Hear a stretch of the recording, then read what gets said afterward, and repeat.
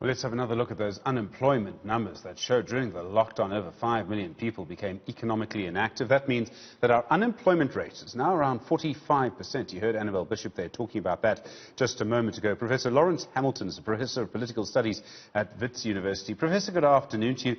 In a way, we need to start with the roots of this problem. They lie in what economists call our structural unemployment. In other words, the number of people without jobs in South Africa has gone up consistently since the 1970s. Do the roots of this massive problem actually lie in our politics in some way? Yes. Good afternoon, Stephen, and good afternoon to your listeners. They obviously do. The politics of our land determines the political economy of our land, and the political economy of our land determines how many people can access jobs, meaningful jobs. So it most definitely has to do with the larger structural issues. We're in a crisis right now, and the drop in formal unemployment rate is very easily explicable based on the fact that people under COVID would have given COVID as a reason for not being unemployed a lot, rather than seeking work or being discouraged from seeking work.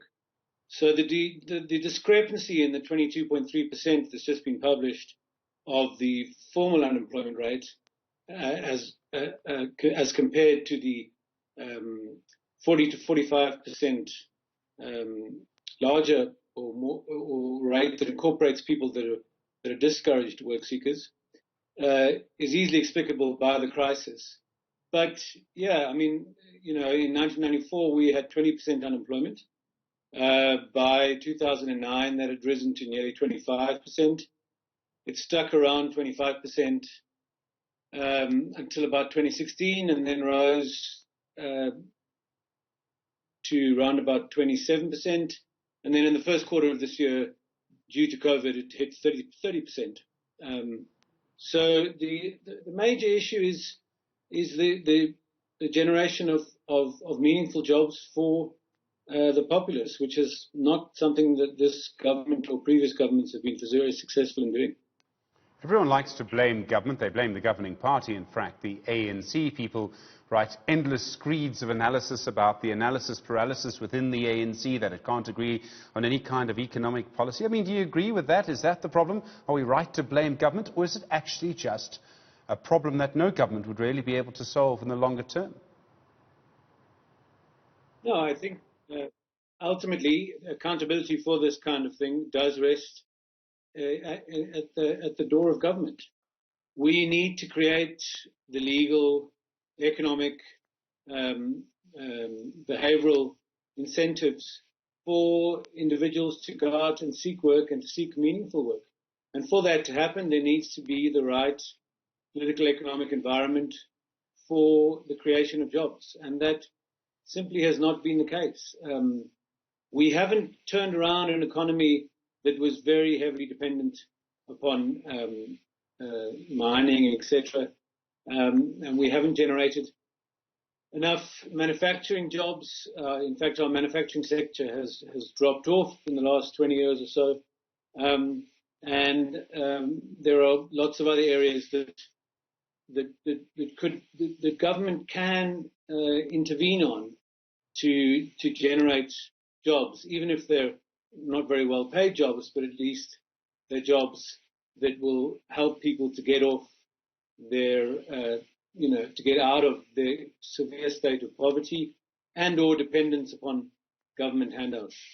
Well, talking of the phrase you use, government handouts, social grants, I mean, for the first time during lockdown, we had social grants being given, not a lot of money, 350 rand, to people who didn't receive them before. It's the closest thing we've ever had to a basic income grant. Are you expecting a lot of political pressure to come through to keep that grant in some way, shape or form? Well, I think I was last on your program talking about that, but yes, when it was announced by Lindiwe Zulu, I was quite impressed, and I thought that there would be increased pressure. We haven't heard anything more about it, so it looks like it might have been a move to try and get put some pressure on other parts of government. We'll have to see, or it might have been a simple act of rhetoric. It's very important in these kinds of situations, in this COVID crisis, but also under the kinds of the levels of unemployment we've got, to have a safety net and to have a meaningful safety net. So the pressure may not come from a lot of ANC members, but it might hopefully begin to come from more left-wing components of the society and the polity. Obviously, COVID is front and center of everyone's concerns right now, but I think everyone's got to think slightly longer term too. In any democracy in the world, it would seem the kind of situation that we have, huge unemployment, I mean, probably well above half of our young people now are unemployed and frankly won't be able to find a job for quite some time, a government that can't change it, racialized inequality, adding pressure to all of this. I mean, the obvious question is, and people have been saying this for a decade, this situation cannot continue. Yeah, I wrote a book called Are South Africans Free, published in 2014, and the figures I was using were 2011 to 2013 figures, and effectively that was a version of my argument then too. These figures are now a lot worse, and I think at that point we had in the age group 16 to 24 or 18 to 24, 58.9% unemployment. I haven't seen the latest figures, but I suspect that figure's gone up quite significantly in the period since, and obviously under COVID it would have gone even higher. And it's quite remarkable, in my opinion, that it has been sustained. In one sense, of course, that's a remarkable political achievement by the ANC, in the sense that it's been able to roll out, even under very difficult and stringent and difficult fiscal situation, it's been able to roll out a better welfare state. But it might also point to the fact that a large portion of the populace is willing and is forced to live under such straitened conditions that they adapt their preferences. Effectively, what that means is that they are willing to live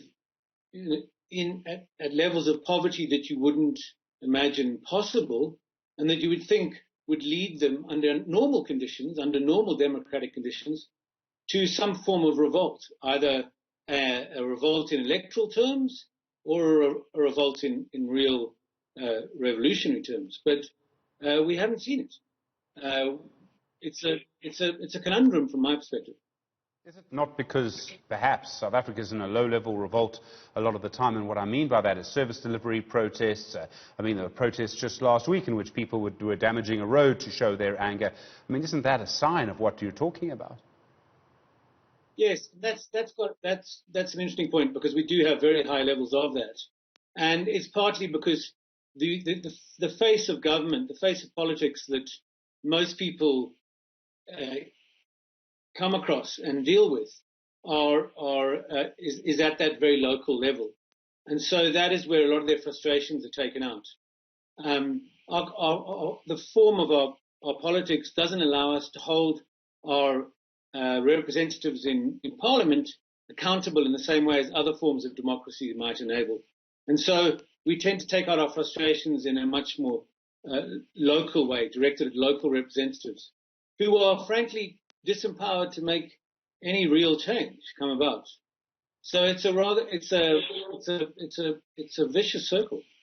Professor Lawrence Hamilton, thank you. I really do appreciate the time. It's a fascinating conversation. Professor of Political Studies at Wits University.